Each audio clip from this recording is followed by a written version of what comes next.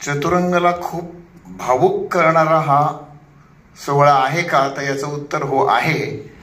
आणि कणखर होऊन पुढे जाण्यासाठी वाटचाल करा असंही सांगणार आहे. भावुक अशासाठी की मगाशी आमच्या स्नेहलताईने उल्लेख केला त्याप्रमाणे अन्य केंद्रांवर, हे मुंबई केंद्र सोडल्यावर त्या ठिकाणच्या मंडळींच्या संदर्भात हा सोहळा कृतज्ञतेचा झालाच. पण आज सांगता सोहळ्याच्या वेळी या कृतज्ञता समारंभाची जी काही रचना करताना कागदावर नावं एक एक घेता आली, त्या प्रत्येक नावामागे नियतीने आम्हाला स्व असंच लिहायला लावलं, कै असंच लिहायला लावलं. पण तो काळाचा महिमा आहे हेही स्वीकारायला सांगितलं. पण असं काही असलं तरी त्याच्या मागची जी भावना आहे ती काही लुप्त पावत नाही. व्यक्ती गेली म्हणून काय झालं? या सगळ्या व्यक्ती आज ज्यांचा आपण उल्लेख आता स्नेहलताईंनी केला तसाच अविनाशजींनी केला, या व्यक्ती आज हयात नसल्या तरी या सगळ्यांच्या रूपानं त्याच व्यक्ती इथे आहेत. आम्हाला त्याच दिसतात, तेच सगळे इथे कुठेतरी आम्ही पुन्हा पुन्हा प्रतिबिंबासारखं अनुभवतो. या मधल्या वाटचालीत सगळं हेच होत गेलं.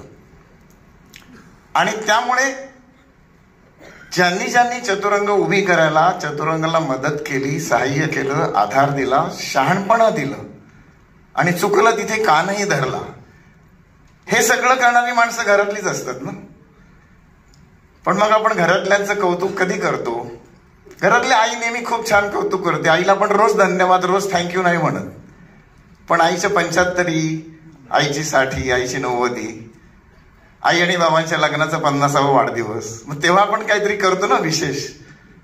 ते आज विशेष आहे आणि म्हणून ती दखल आज आवर्जून घ्यावीच असं वाटलं आणि म्हणून हे बोलणं. एरवी आभाराचा कार्यक्रम नावाची जी गोष्ट लिहिली जाते, त्या कार्यक्रमात अमक्या अमक्याने असं केलं थँक्यू, अमक्या अमक्याने हे केलं त्याबद्दल ऋणी, असं म्हणून आपण एका वाक्यात टिकमार्क करून मोकळे होतो. मधल्या वर्षात कदाचित आम्हीही असंच केलं असेल. पण नेमकं काय केलं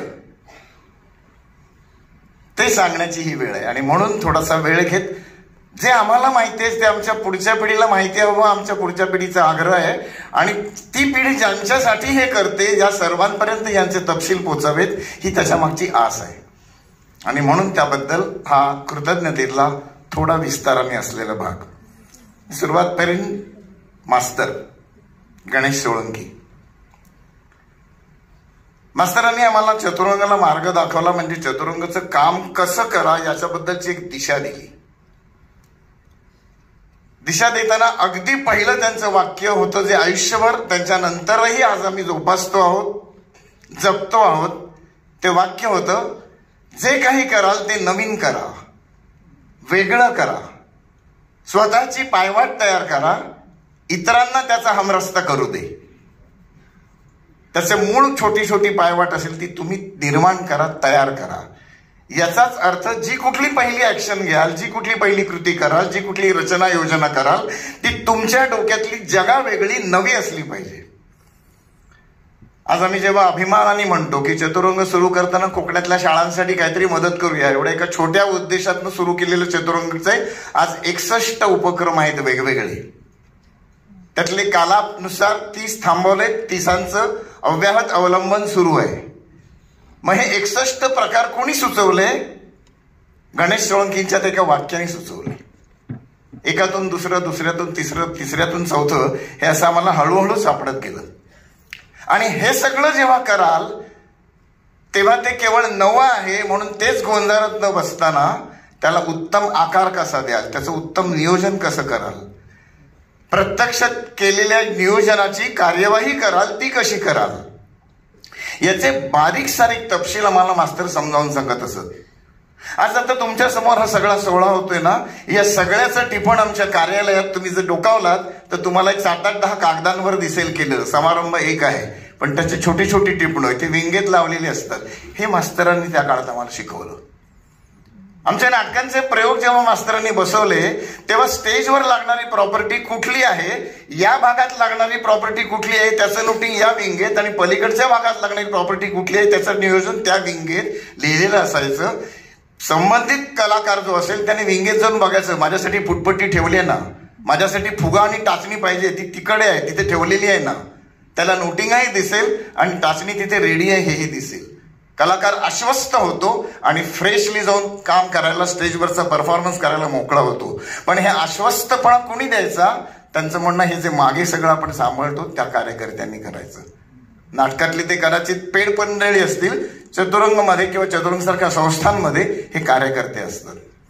त्यामुळे हा जो सगळा बारकावा आहे, नेटकेपणाने आहे, तो मास्तरांनी दिला.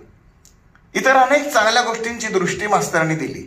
ज्यासाठी आपण जन्मलो, जे काम आपलं विहित कर्म म्हणून आपल्या समोर आलं, ते काम नेटप्रमाणे प्रामाणिकपणे करावं.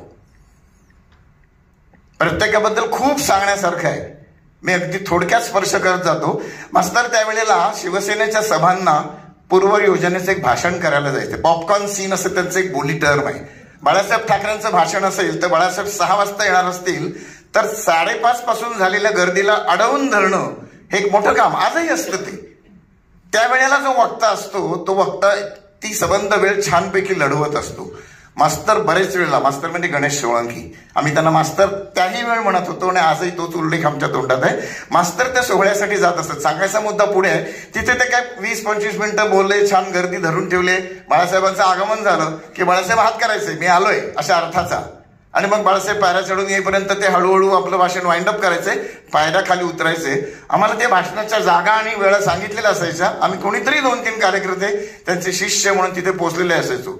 मास्तर पायऱ्या उतरून खाली आले की आमच्या खांद्यावर हात टाकायचे, आम्ही चालायला सुरुवात करायचो. मग ठरलेलं असायचं आज कुठे जपानी गार्डनमध्ये बसायचंय आणि पुढच्या नाटकाबद्दल चर्चा करायची किंवा नवीन उपक्रमाबद्दल अमुक काल अर्धवट बोललो, पुढचं बोलायला आपण तिथे माधवाश्रमाच्या तिथे जाऊया. आणि मग आमचं जाणं सुरू व्हायचं. चालायला लागताना कोणीतरी त्या कार्यक्रमातला कार्यकर्ता यायचा, धावत पळत यायचा, सर सर असं म्हणून तो मास्तरांच्या हातात पाकिट द्यायचा. ते पाकिट म्हणजे त्या भाषणाची बिदागी असायची.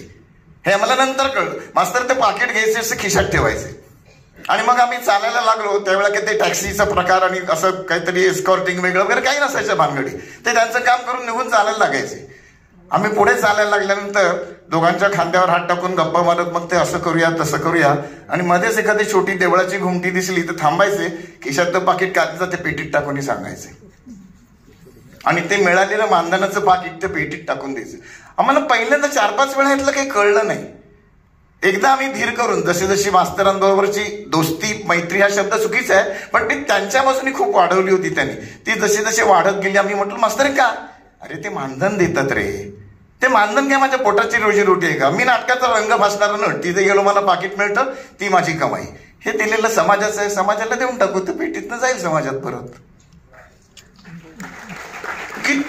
किती मोठा विचार आणि एका छोट्याशा कृतीतनं मास्तरांनी आम्हाला दिला.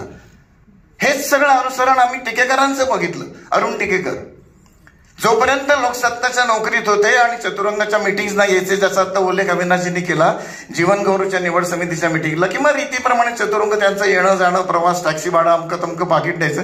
ते म्हणायचं नाही माझ्या नोकरीचे पैसे तिथे मिळतात, हे नाही घेणार. अशी सगळी माणसं चतुरंगला आसपास मिळत गेली आणि चतुरंगावर संस्कार होत गेला. मास्तरांचं देणं हे अशा असंख्य गोष्टीतलं आहे. मास्तरांनी आम्ही सगळे लहान होतो तर कधीतरी आमची जेवायची वेळ झाली त्यांच्या लक्षात असायचं की मुलं सकाळी 8:30ला आले आणि आता दुपारचे 2 वाजत आले. मग ते सांगायचं तर जाता जाता आपण वाडीतनं पुढे जाऊया. मग आम्ही खोताच्या वाडीत मास्तरांच्या घरी जायचो. जाता जाता ते पटकन खिशातनं एक 10 रुपयाची नोट, जरा 2 ब्रेड घे रे त्याच्याकडनं. आणि ते घेता घेता समोरच्या कुठल्या तरी बाजूच्या पटकन ते 4, 6, 10 अंडी घ्यायचे आणि आम्ही घरी जायचो. मास्तर स्वतःच्या हाताने अंड्यांची भुर्जी बनवायचे आणि आम्हाला ते पाव भुर्जी खायला घालायचे. तोपर्यंत पुढच्या कुठले तरी गप्पा मारायचे. मग आम्ही कामाला पुढे जायचो.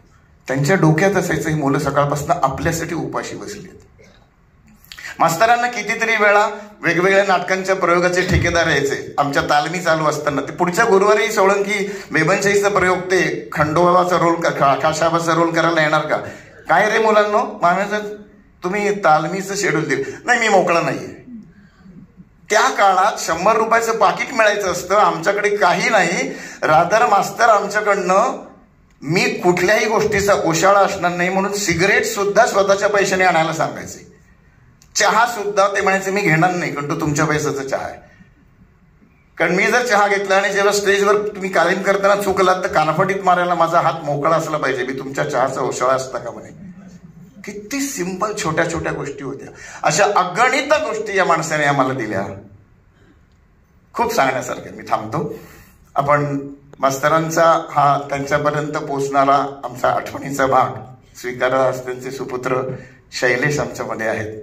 मी दिलीपजींना विनंती करेन की शैलेशचा पर्यायाने आमच्या मास्तरांचा त्यांनी सन्मान करावा.